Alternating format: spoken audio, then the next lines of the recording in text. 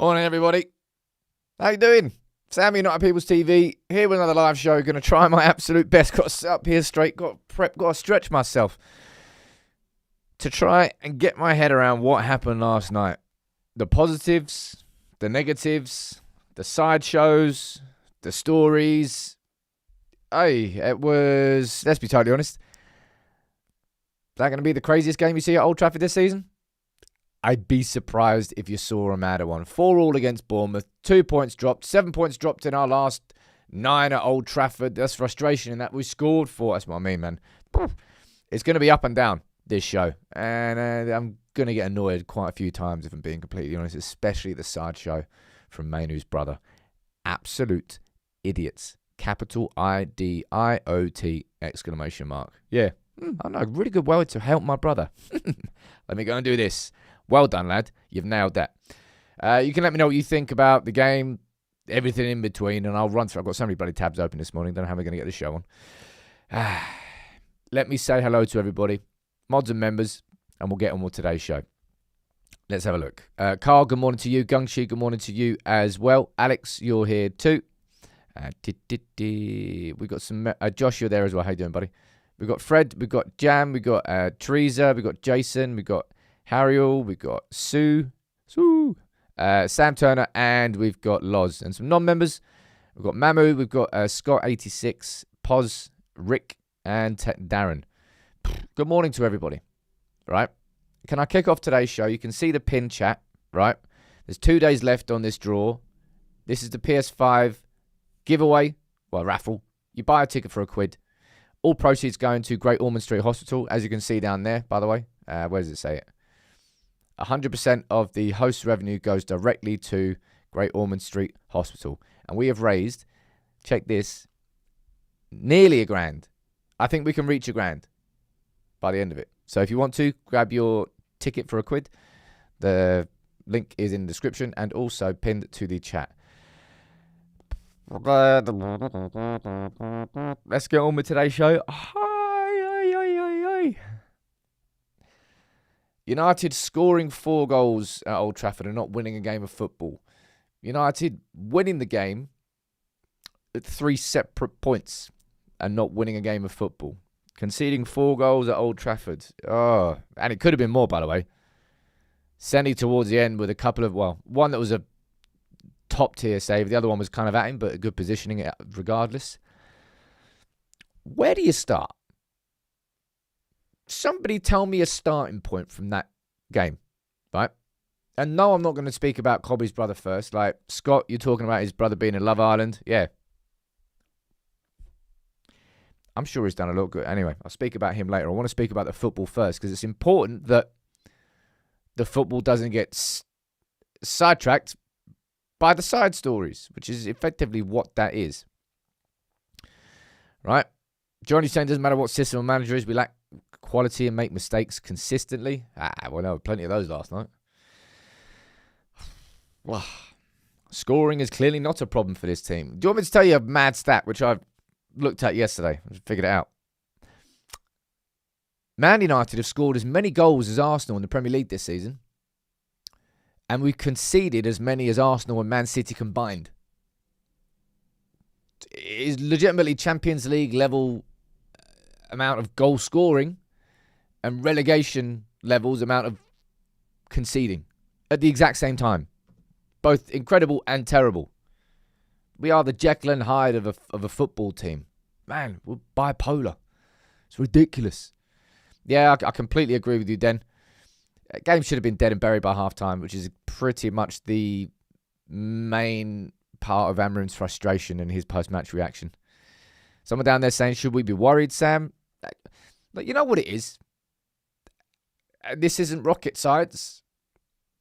Manchester United go out and spend a lot of money on some good signings in the summer, and we have a noticeably better attack this season. We didn't make the same investment in midfield, and look, I know that we're going to speak about Euro, we'll speak about Heaven, we'll speak about the defensive mistakes we made, but like you can speak about that all day long. I think you're ignoring the fact that our midfield still consistently, constantly, every game gets run through. So our defenders are facing players just pelting straight at them. They shouldn't be doing that. They shouldn't have to face that. But they are. And they're not particularly good at doing it right now. So they're making mistakes. But it all stems from our midfield. As good as Bruno. Mate, look at that goal that Bruno scored yesterday and the impact that he had. And Casemiro too. But still, our midfield is getting run through constantly. Most games won't ever change until we sign actual midfielders. Ta-da! No, it's nothing new. We didn't learn that yet in that Bournemouth game. But it happened again. You see Bruno after the game. Mad dejected. Unsurprisingly, by the way. Quality of that free kick, he deserved. He deserved to win that game with that quality of that free kick, but nope. Right, I'm going to go down here. It was wrong. That's the wrong button. And read some of your comments out. Missing De Ligt's leadership. Yeah, and to a certain point, yes, we are missing his leadership. But again, maybe it's just because I'm so focused on the things that the midfield is missing. Maybe I'm looking at that more than... Hey, look, there were a lot of defensive mistakes. Absolutely. 4-3-3 opens us up too much. We should stick to 5 at the back. That's what we should do. Sod knows what midfield... Anybody know what our formation was yesterday? It must have been like 3 or 4 different formations throughout the game. It was very, very fluid. But yeah, this is what Ruben Amorim said after the game, right? I think it was a fun game for everyone at home. I think we started really well. We did a very good first half. Yep. The result should be completely different. Yep. And then, again, I think 6 minutes of the second half, similar to Nottingham. Mate, that annoyed me so much, man. There is no... I don't get how... Look, make mistakes in life. You know how many times I've screamed this at you, right? Make mistakes in life once. It's fine. Cool. Yeah, good. Concede 2 within 5-6 minutes away at Forest. The start of the second half. That's I won't say it's an unforgivable mistake, but that's just like inexcusable mistake. Like, come out at the start of the second half. The whistle blows. Boom. You're back in. You're locked. They weren't away at Forest. And they weren't in the first 6 minutes of this second half. And like, we should have had this game dead and buried, man. Dead and buried in that first half. But they didn't. And as Ruben Amorim said there, switched off. The game should have been gone. It was 2 points dropped. Ultimately, it was 2 points dropped. Right? Which is where the frustrations understandably are. Now, I think there's a lot of genuinely, I'd say positive lessons. I'd probably say important lessons that Ruben Amorim can take from that game. But it's just, whether it was, mate, Mbeumo, I'll speak about Mbeumo a little bit later on. Just United had 5-6 different chances in that first half where we could have and should have scored more than one goal. Chance creation is certainly not the issue right now. I'm going to go down and read some of your comments, but there's like a top level comment I want to make around Amorim and what we saw in that game and the approach in that game and as the game went on as well, right? Every time you make a sub, the formation changed, did it? I think it ended with like 4-2-4. I think in the first, I'll speak about the formations in a little bit, but I think it ended with 4-2-4 when Šeško came on. It was like Šeško and Mbeumo up front. Cunha and, who was it? Mount went off. Cunha, I don't know who played bloody way, man. That's the problem. Dan, thank you very much for gifting 5 memberships, dude. Dowski is saying, Sam, it's a sign we're progressing. You can see Amorim's now focused on letting the team score rather than defend. And look, there's a couple of, you've got to call him out. Really. Like, how anybody can come out from that game yesterday, any United fan, come out from that game, and your immediate and initial reaction is, Amorim's to blame, tactics at fault, like, just shut up. You absolute whopper. Like, Goldbridge is such a danger of a man. Just pisses me off. Like, if you're coming out, like, Steve also kind of went in on him, but I'm kind of giving him a little bit of the benefit of the doubt because I think he was at the game. It looked like he was. And it's harder to tell when you're at the game. But if you're coming out of that, and like your first instinct and thought is, oh, Amorim's tactics and that, like, you are so embedded into just like one chain of thought that it doesn't matter what happens unless United win every single game in a row, which just won't happen. No one's going to do that in the Premier League. Unless you win every single game in a row,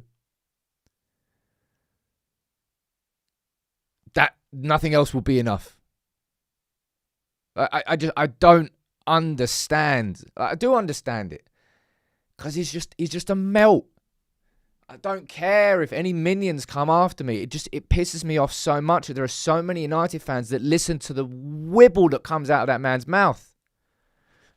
And then tomorrow he'll say the exact opposite and then pretend he didn't and be like, "Ooh, what headline am I running with today? What shall I piss United fans off with today?" And then say the complete opposite tomorrow and then pretend that I'm not doing it.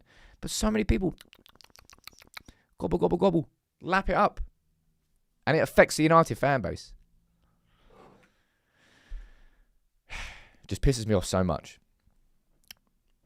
But like that game yesterday, yeah, I, for the life of me, I can't understand how anybody can go after Ruben Amorim. Like, we ended the game 4-2-4. We ended the game with Šeško on. He brought Kobbie on in the 60th minute. From the start, I'll be honest, we kind of played with a different...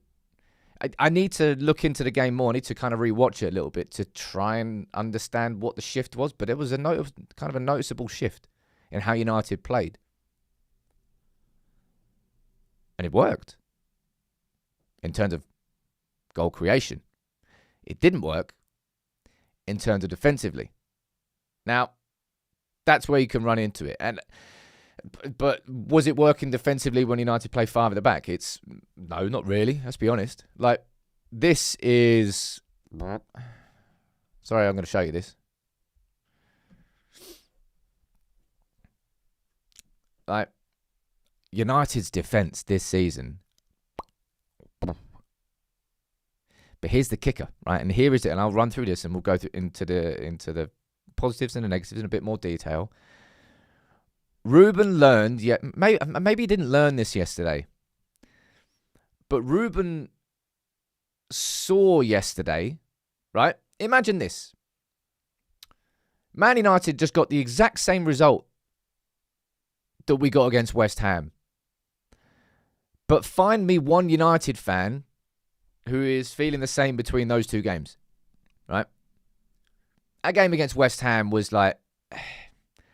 There was no real attacking intent from United. There wasn't like... Really? It was ugly. Like, you're 1-0 up and then Ugarte comes on and then you concede an equaliser, which was always going to bloody happen because you can't keep a clean sheet. And then you just didn't have enough quality going forward. And it ended 1-1. And that game there, that's the same result. But I'm telling you, if United play like that at Old Trafford this season, in every single game, Ruben Amorim and the flaws of this system and the flaws of the team and the growing pains of anything will be forgiven a lot bloody more because they played with such attacking intent. That will give you more leeway. That will give you more time to maybe go towards the summer and have the ability to invest in the midfield. There is no midfield, really, let's be honest, in this squad that can actually cope with the Premier League. Whether it's Bruno... Like, you can argue all day bloody long if you want. Play Kobbie there. He'll be the solution. And he won't from a defensive perspective. Right? Yeah, I know a draw's a draw, end of. Like, I'm not saying that United drawing every single game will be enough for any manager. Let alone the manager of Manchester United. But play with that sort of intent. Play like that at Old Trafford. You're going to win a lot more games than you lose. And the fans are going to be far more supportive of what they are seeing. That's what it felt like for me watching that. Yes, I was like, that's United at Old Trafford. In that first half, of course, I'm pissed off we didn't score enough. I'm pissed off we didn't make more of the chances that we created. This season's just like a proper. Like, it's really hard to get your head around. Like, look at the gap between 15th and 6th right now. You can't actually see it here.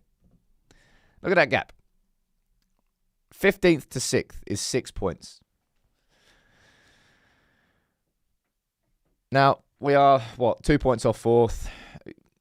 As I said yesterday, it kind of feels that Arsenal, City and Villa, I mean, who knows? Like, we play Villa next week. I'm not looking forward to watching Morgan Rogers running in a straight line toward our defence, if I'm being completely honest.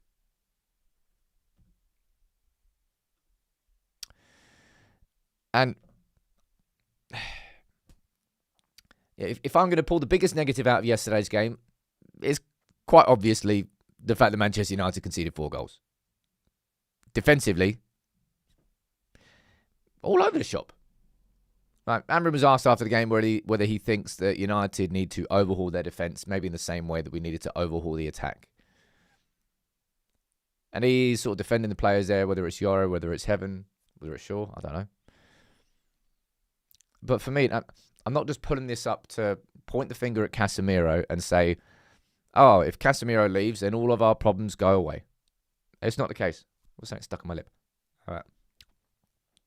Oh, by the way, Casemiro's banned for Villa as well. So we'll speak about that a little bit later.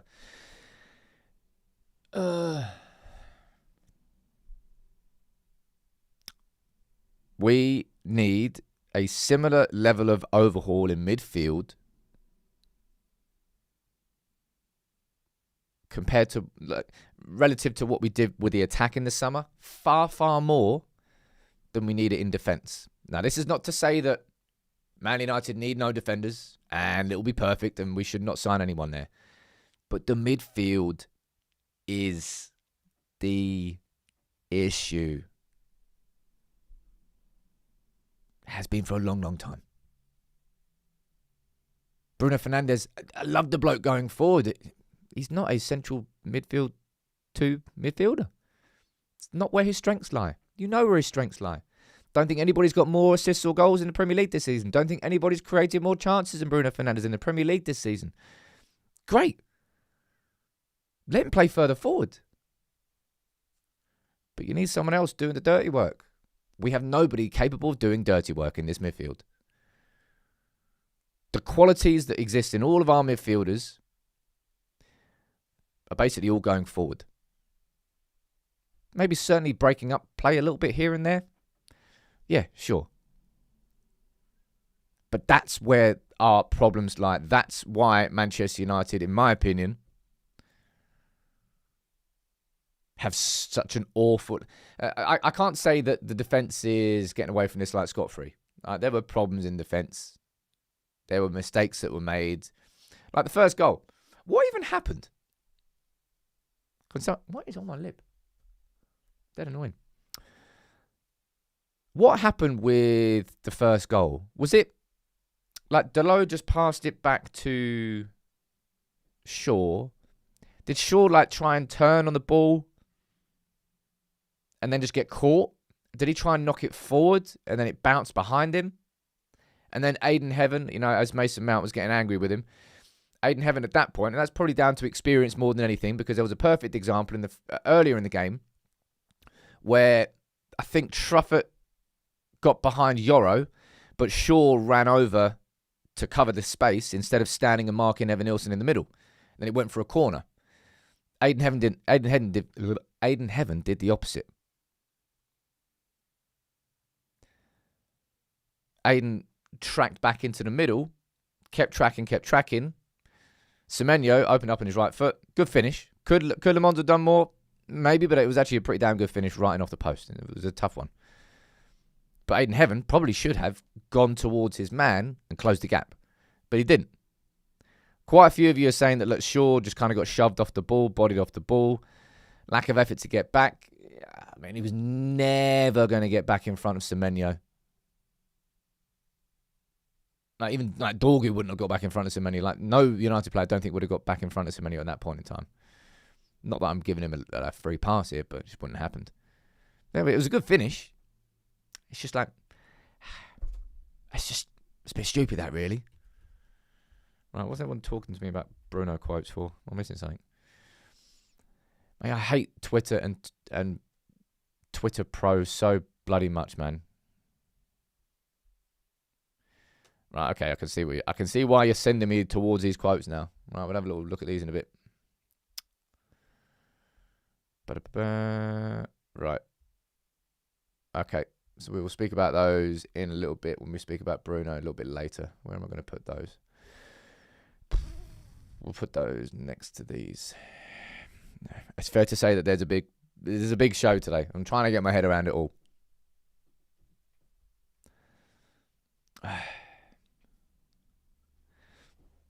Man. Let me read some comments out here first. Okay. Sam, I saw your video yesterday. Do we think we saw a 4-3-3 at all? It's actually going to be my next talking point, is running through that. I definitely think that we saw Manchester United have a back four when in possession and building up at certain points. There were certainly some tweaks that happened yesterday. I'm telling you this, I need to watch the game again. Actually, no, United do like 90 and 20. I'll watch that because I've definitely got to watch it back. There's more I need. No light turned off. I think it's run out of battery. Sorry, Park. Right. No, Martinez will never be a defensive midfielder. What we're saying down there. Right. Anyway, I'm not sure if you saw this. Right. The video I did yesterday, okay? That was off the back of Laurie Whitwell, who revealed that Manchester United had been preparing for the Bournemouth game. Not to say that we were going to do it against Bournemouth, but playing four at the back. That's something that United did. And, mate, look how angry Ruben Amorim is about the fact that came out. Understandably, by the way. You played before at the back when you were attacking. No, that is for you to discuss, not for me. I will say the same thing. You can play with the same players. It looks like one thing is another thing. Now, guys, is for you to, and I know that you guys know that I trained this week the back four. I don't know how, but that is a good thing for you guys to discuss this. Yeah, man, he must. For that to have come out, it's not really going to be like a dinner lady, like in the canteen having a peep out, going, I think they're lining up in a four at the back there. Might as well drop Laurie Whitwell a little comment. It feels like it would have to be somebody slightly more senior. Yeah, mate, he's definitely pig sick of talking about formations. And kind of more to the point, Carrington should be closed doors, safe environment. But instead, Manchester United's plans, which were different in the build-up to this Bournemouth game, somebody was speaking to The Athletic. Now, I'm not having a go at Laurie Whitwell, by the way. Great journalists have great sources. Don't think he did anything disrespectful, sorry.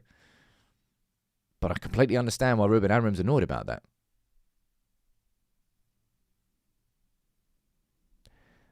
It's a leak. Because that's just quite an important one, if I'm being completely honest. By the way, I'm going to run through the Bruno quotes in a second before I run through how much of a whopper Kobbie's brother is. Who's more of a whopper, Kobbie's brother or Goldbridge? Well, I'm not sure. They might have to do a poll on that one. Yeah, I'm coming out swinging today. I can't be bothered anymore.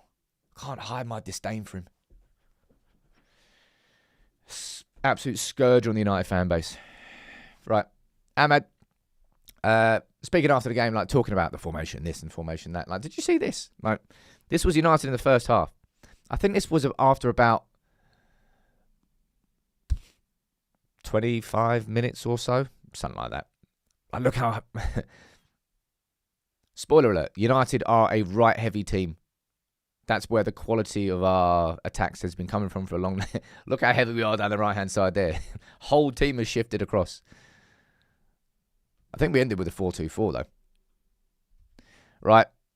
I can see lots of you want to speak about these, and I think... I haven't read these, by the way, so I don't know what I'm about to read.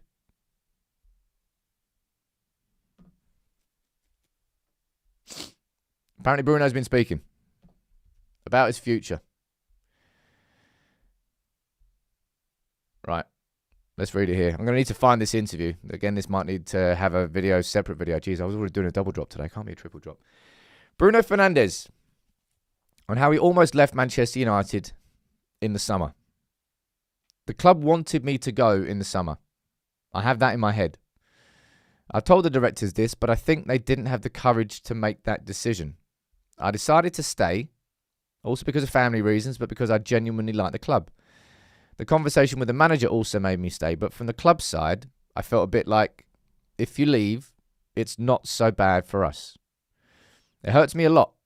More than hurting, it makes me sad, because I'm a player they have nothing to criticise about. I'm always available. I always play good or bad. I give my all. Then you see things around you, players who don't value the club as much as you and don't defend the club as much, and it makes you sad.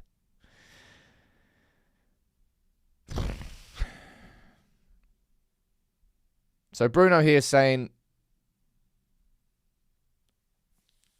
Is he saying that he was told? I've got to read these again.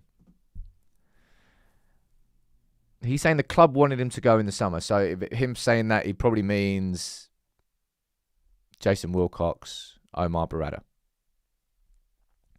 Right? He's saying he decided to stay for family reasons, but the manager also made me so Ruben wanted him to stay.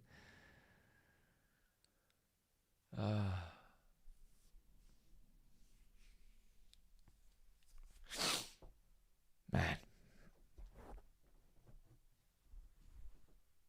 Someone down there saying, what's the point he's trying to make? Look, I'll go back to this. It's actually quite an appropriate video for me to start this with. Bruno, after the game yesterday, was... It's just like peak frustration levels, if I'm being completely honest. So for him to walk into it, what I presume here is walking into the mix zone. I'm not saying this is nowhere near Salah level in any way, shape or form. But he's walking into a mix zone frustrated and probably said more than he said previously. It wouldn't have been a surprise to me if above Ruben Amorim, Jason Wilcox, Jim Ratcliffe, Omar Barada, I wouldn't say wanted Bruno Fernandes to leave, but were happy and prepared enough for Bruno Fernandes to leave in order for that money to then be reinvested back into the team. All right? That's kind of what I feel about it.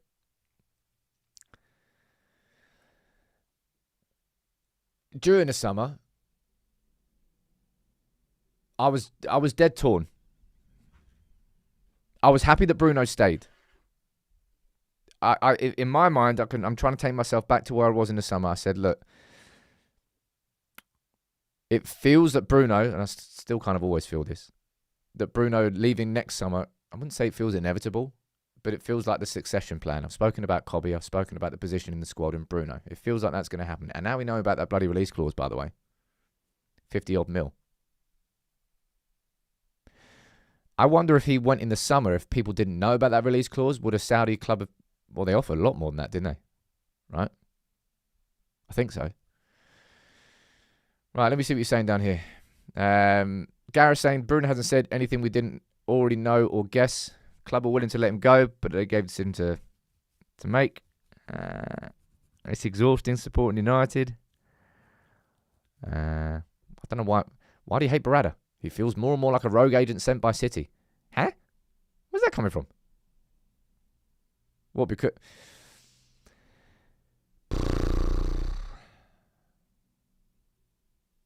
It's exhausting being a United fan, isn't it?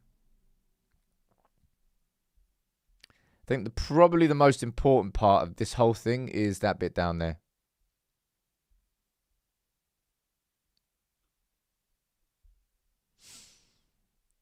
Bruno's probably to succeed at Manchester United. Who was it that said this last week? Like to succeed, like, you have to be obsessed. Was it? I think it was Delo who said this. He's a good speaker, Delo. He's actually playing quite well in these last few games. Let's be completely honest. He said you have to be obsessed to succeed at Manchester United. I fully believe that Bruno Fernandes is obsessed with playing for Manchester United. He's obsessed with getting Manchester United back to the top. If we had everybody, but Bruno is a freak. Like his consistency in terms of output, game influencing output. Yeah, there are negatives, but that's what happens when you get Bruno close to goal. Don't get him close to your goal. It's not where you want Bruno. If you play him there, you're going to expose the weaknesses of his game. But if everybody played in the same way that Bruno did in their respective positions, hey boy, we wouldn't be in this position, man. You know we wouldn't be in this position. If everybody I'm not saying everyone has to approach the game in like this emotional state, like heart on your sleeve, everything. Like sometimes it can become a bit of a weakness. But clearly, he's still seeing players. No, he's not naming names. But he clearly feels that there are people inside this squad who are just not committed in the same way that he is committed to this football team getting back to the top. And that's why he's saying that. And he's saying that after, as I said, that was what it was like after the game. I mean, look, just goes and scores an absolute worldie. Then United make it 4-3. But you still can't win a game? Harry saying I wouldn't be shocked to see Bruno sold in January. No thanks. No, man. Not for me. I hope not anyway. I'm not saying it's impossible, but I just don't want to see it. But look, it's half an hour and I haven't even spoken about Kobbie's whopper of a half-brother. Yeah, I'm going out the whoppers here today. I'm loading up the shotty. I'm unleashing. I'm bored of just kind of... You know me, over all these years I've ever done United People's TV and all, I've stayed in my own lane. I haven't cared about the noise that exists in other channels or other people or Twitter. Remember that YouTube beef that was going off at one point in time? It's like, mate, you're a grown-ass man. What are you doing? Stop acting like a child. Man, you are a child. I've always stepped and stayed away from it and just like, let's just build what we've got here. But it feels like it's kind of reached that point in time where you've got to start shining spotlights on the cockroaches, on the slugs, on the leeches. Don't know what I'm doing here. It's not a microphone. It's a bloody light. Light's up there, isn't it? There you go. It's better. I'm just bored of it. Like, I'm just bored of hypocritical shit being said and swinging from one tree to another, depending on which way the wind direction is blowing, simply just to get attention. And then pretending, what? I never said that. Well, you did. Literally a day ago. If Ruben Amorim gets this United team attacking with the sort of intent that we did in that game against Bournemouth, we're going to win significantly more games this season than we will if we play like we did against Everton or West Ham or the first half against Crystal Palace. Right? That's the way to approach it this season. This was never a season where we were going to properly control games of football. We didn't sign a midfielder. This was not going to be a season we were going to keep clean sheets left, right and centre. We needed a new goalkeeper and we're playing with the defence is good at points, but not particularly. There's always going to be attack. That's what we saw. The greatness of that game yesterday was the attack and the attacking flair and intent. 4-2-4, Šeško on. Great counter-attacking moves. Different sorts of shots were being created as well. One of my favourite ones in that game was Cunha. Little touch and turn on the edge of the box in the first half. Turned around and just like first or second touch, that ball round to Mbumo, the volley, just over. It was actually the hardest chance he had. I was like, the intent there, just to like one touch, turn up, head up, not thinking, like, maybe pass it out wide, just go, boom, just literally get an early crossing. Perfectly weighted ball, moment of real quality. Unlucky. The high press as well. Adam, he mentioned it before the game that he was going to do it. Look, that high press is, I would say, not sustainable in every single game. You're going to get beaten in certain games if you press that high. But Mason Mount in a pressing system, he works, man. He really, really works. And look, I've got to speak about this now because, can I get your opinions on this? I think I know where all the opinions lie. And you know what? I'm really glad that there has been a almost like in unison reaction from United fans to this just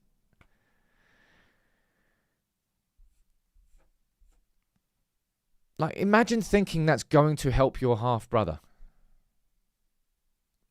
I don't think he did imagine thinking that because he didn't think that at all. There has never been a winner. Actually, no, there's one winner. But not really. There has never been a winner at Manchester United where a player goes up against a manager. And the first thing I'm going to say here is this. I think Kobbie has been pretty exemplary throughout this whole last few months, right?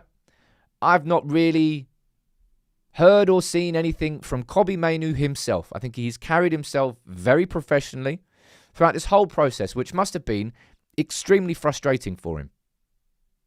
We know that Kobbie wants out, Glenn.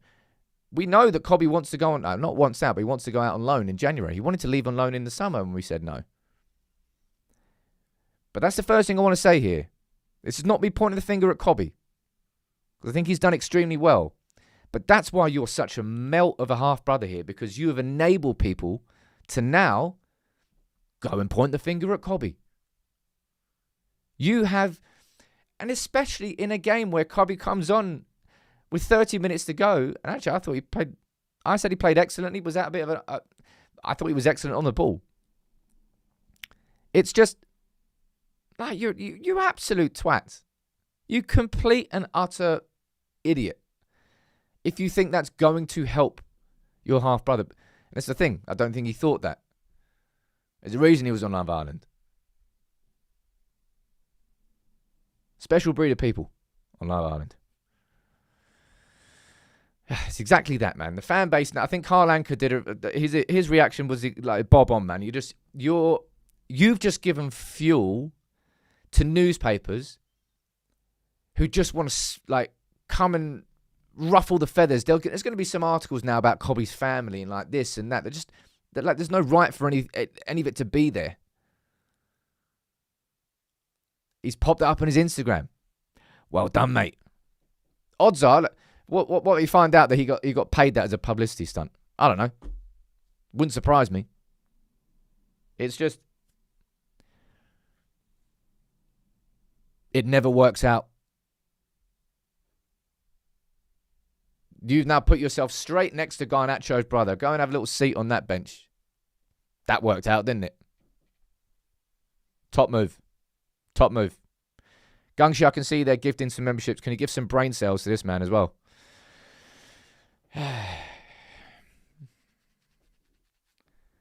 Mate. You didn't see this.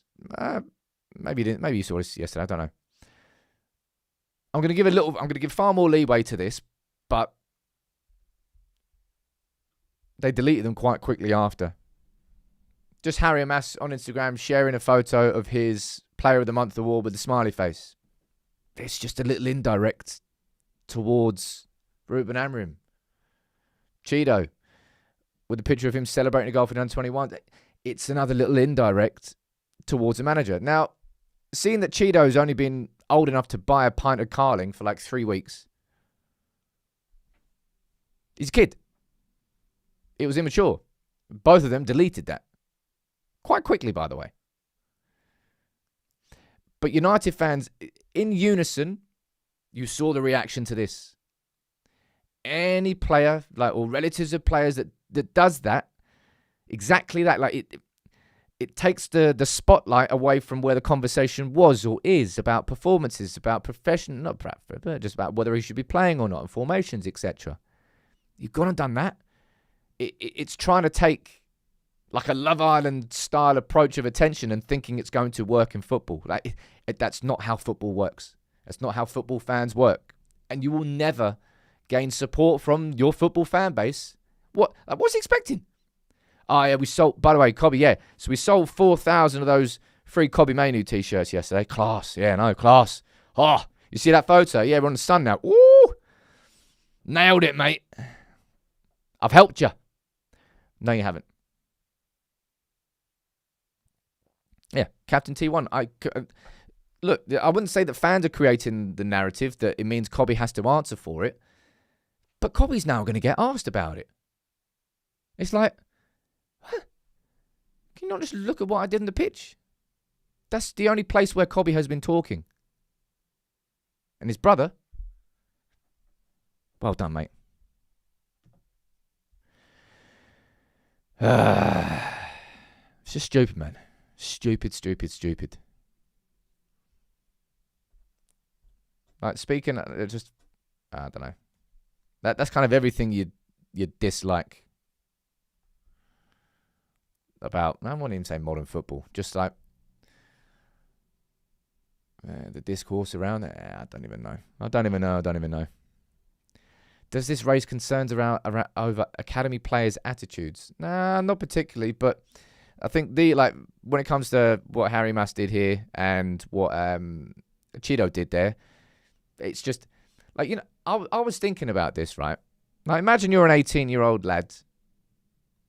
Well, I can't. I'm old as fuck. But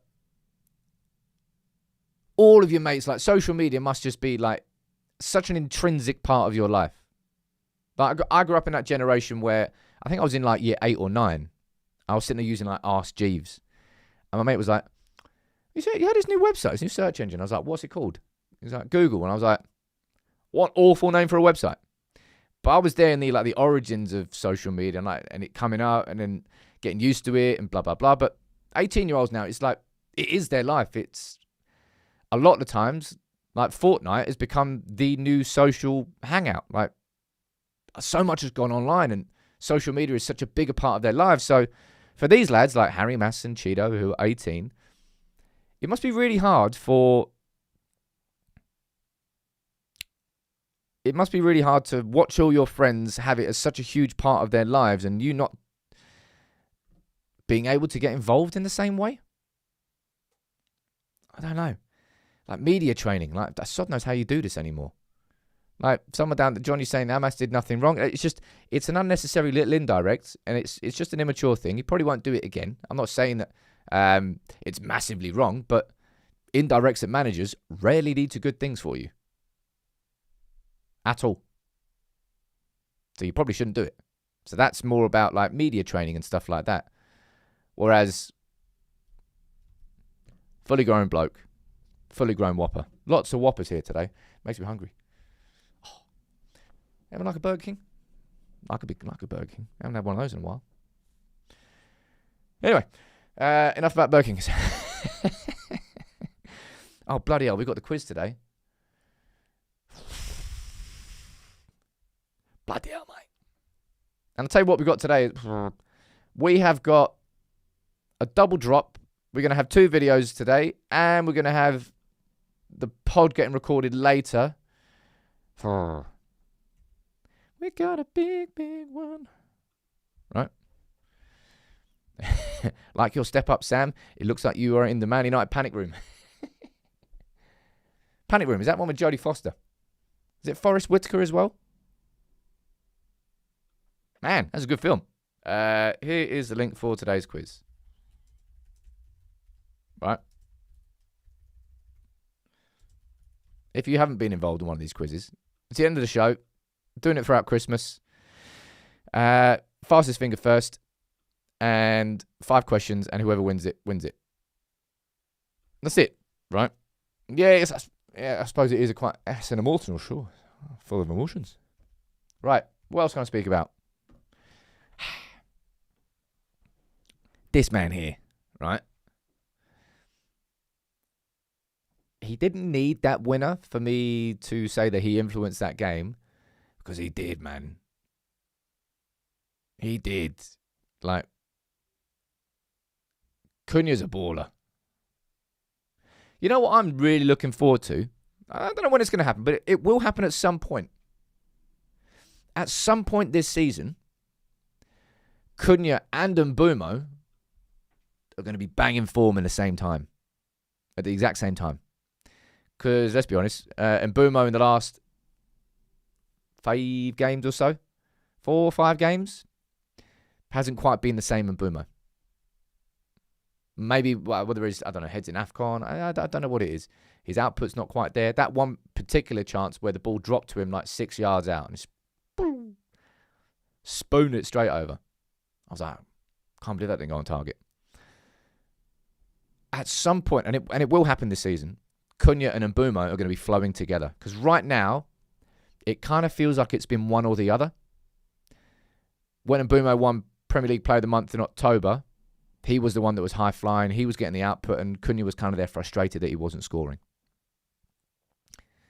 Cunha there, and in the last couple of games, if I'm being honest, the Wolves game, Cunha was shooting for fun, but he couldn't score.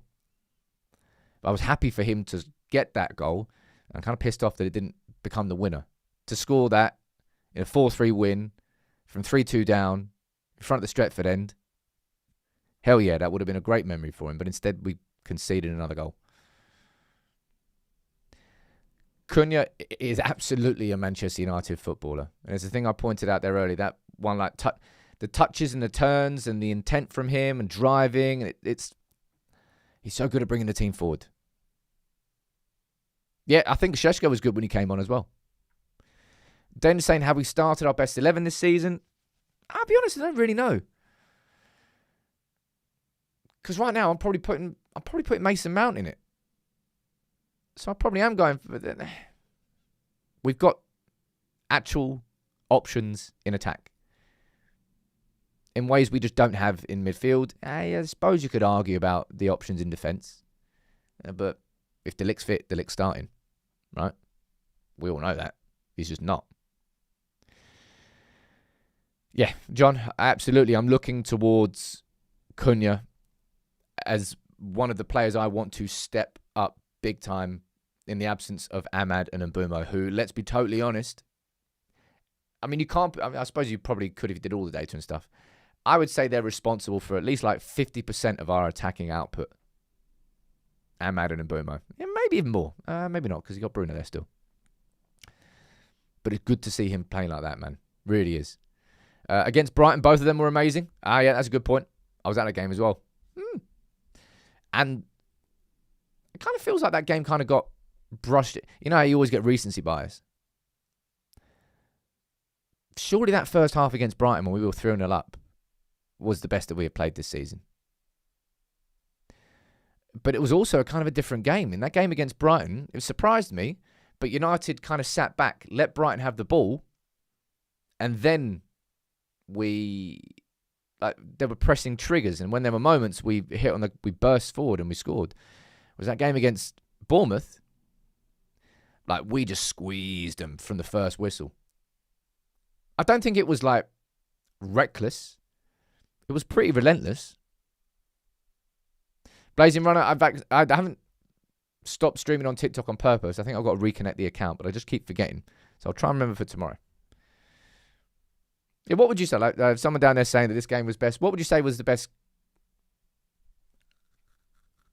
first half Old Trafford this season? It's either Brighton or Bournemouth. Kind of feel like I was probably more. It's a bit of a weird one. I think I was probably more entertained by the Bournemouth game, but more satisfied with the Brighton score. Yeah. Anyway, just please play like that more often this season, United. Please. What's someone saying down there? You could probably make a first third of the season review. Ugh. Nah, don't need to do that, man. I'll be honest, like with the content I always do on this channel, I always try and look forward. And I rarely do. You really enjoy stuff like maybe the immediacy. There's a game, so let's review the game that happened yesterday. Maybe, but looking back at a full third of the season, I don't think anyone wants to talk about that. People want to talk about the third of the season that's coming up and the questions around it far more than they want to talk about anything that's good that's happened before. Just in general, that's the way I've That's the way I see United content. It's kind of the United content I would want to watch. JC, good morning to you, dude, man. Can you go and give some brain cells to Mainoo's brother as well? That would be nice. But thank you for gifting 20 memberships, dude. Yeah, look, I know. Even Neville was complimentary. Somebody I've got to give some compliments to as well. It kind of feels strange, I suppose, considering we conceded 4. I think Le Mans could have done better on the free kick. Simply because you just see the video of like Bruno just like basically pointing him and saying, look, go over there, cover that corner, cover that corner, cover that corner. Balls. He just, I think it was just bad timing, really. He jumped up just at the wrong time. So then the ball was kicked when his feet were in the air. And that like, little split second meant that when he jumped over, he was about 2-3 yards too short. Probably could have saved that, if I'm being completely honest. But made 2 big saves at the end. One in particular with his feet. Felt like a De Gea style save. Yeah, it's kind of a weird one. He conceded 4, but then had a pretty decent game overall. And remember, I said this to you last week. So what haven't we really spoken about in a while? Our goalkeeper. Instead, we're talking about Idiot Brothers conceding 4. Conceding the lead 3 times. What is that?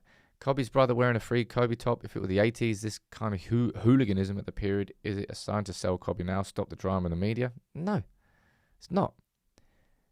It's a sign that you need to go to your brother and say, mate, really? Really? You did that? It's all about the people you got around you. I'm not looking forward to this man. Better not being in a team. I definitely think that Ahmad's a bigger miss than Mbeumo. And I don't mean that in a way that, like, Mbeumo's not a good player for United, but it feels like we've got enough in attack, whether it's Mount, if you want to push Bruno up and play Mainoo deeper, or you want to play Cunha there, or Shesh goes back now. We've got a lot of quality and a lot of goals in and around up front, even if Mbeumo is our top scorer this season. Ahmad. I just don't think you replace Ahmad. Truth be told. Without Ahmad, you have to play differently. Yeah, maybe. I suppose there's not really a replacement for Mbeumo either, not in the same sort of style. But that's why, hey, look, I don't know whether it's going to be as obvious and as clear as switching to a 4-3-3.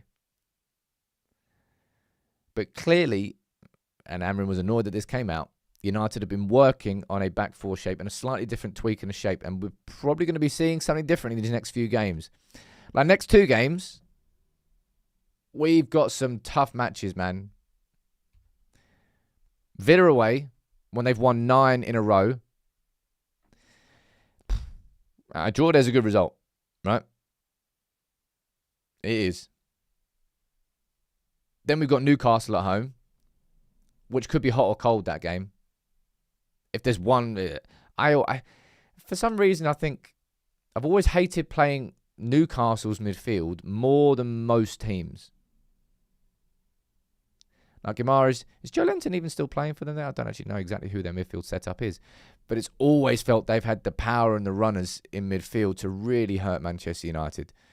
I'm not particularly looking forward to how United are going to play in these next couple of games, but in terms of attacking, just go to Villa with the same attacking intent. We might not win that game. But I'll tell you what we can't do. There's no way that United go to Villa and try and sneak a 1-0 win. Tonali as well, of course. Tonali and Guimaraes. Anyway, should we have some fun? Let's end with the quiz, sorry. Before, as I said, today's going to be a double drop. Lunchtime, I'm going to do a video just really calling out the nonsense that is what Mainoo's brother did. And also at 7 p.m. tonight, I want to do a video about Amorim, the approach against Bournemouth, and the approach that needs to be replicated for the rest of this season, because there's going to be way more speed bumps. But if we play like we did there's going to be a lot more forgiving United fans and a lot less pressure internally. Actually, no, not even internally. Jamie Carragher was saying that United played fantastic. Gary Neville was saying United played fantastic. Paul Scholes was going, I was entertained.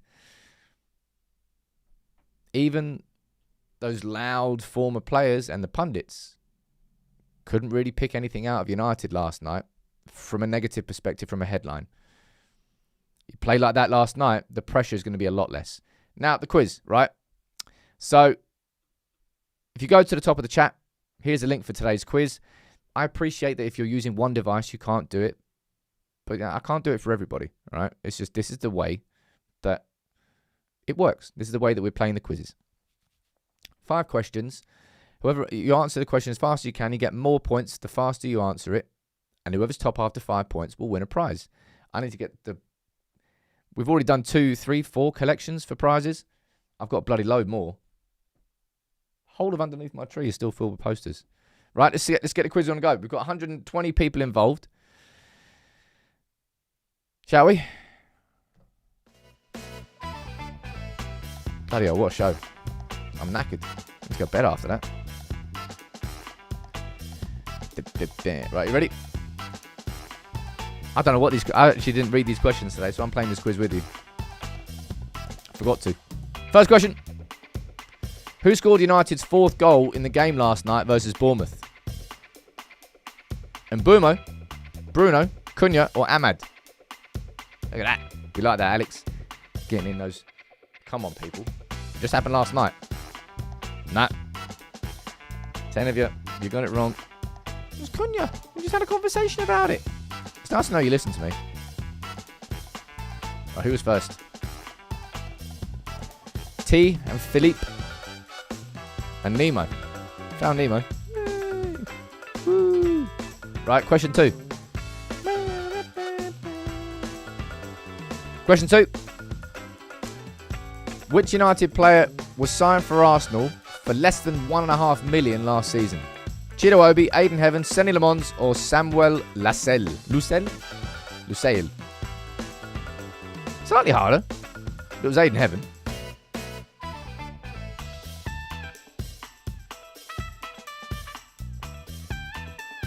Sorry, I'm having fun. Right. Aiden Heaven. Of course it was Aiden Heaven. Who got it right? Most of you got it right. Philippe, looks like you were fast. No. Varun. No. Judze. 6 points. Separating the top 4. Hoist toid like a toiger. Right, you ready? Next one.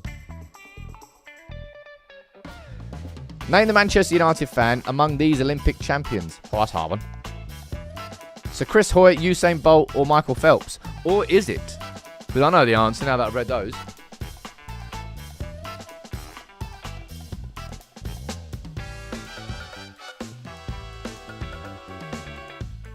That's my Usain Bolt. They're good? Ah, fuck. That's my elbow. Right, don't do that again. Damn it. Right. You got it right. T. No, you're not fastest. Who's that? Onya. No. Brian. Brian Bradonde. But T's at the top of the leaderboard. Right. That's 3 questions down. 2 to go. Ready? 4th question. When United last beat City at Old Trafford in the Premier League, who scored the winning goal? Martial, Rashford, Bruno, or Højlund? Old Trafford in the Premier League. Rashford?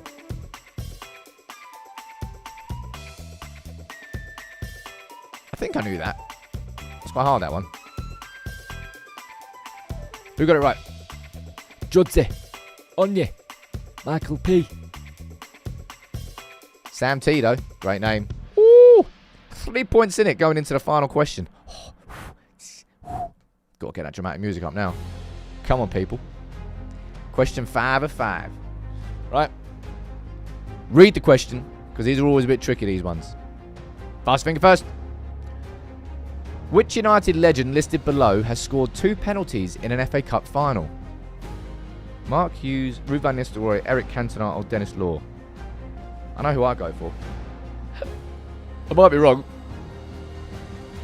but I go for Cantona.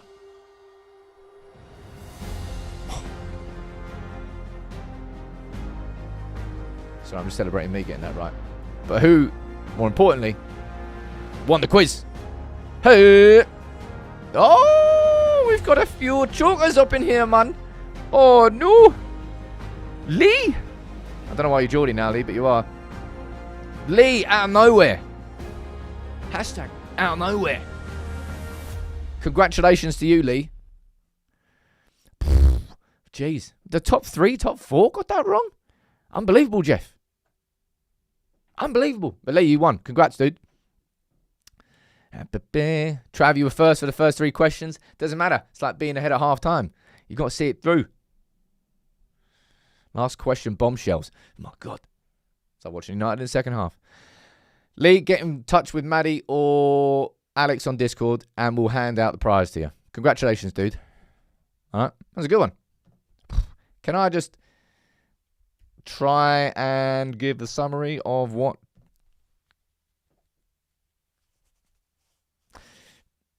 That game was bonkers yesterday. Everything about it. But if there's one lesson to take away from it, it's Ruben. Take those risks, bro. It might not work out.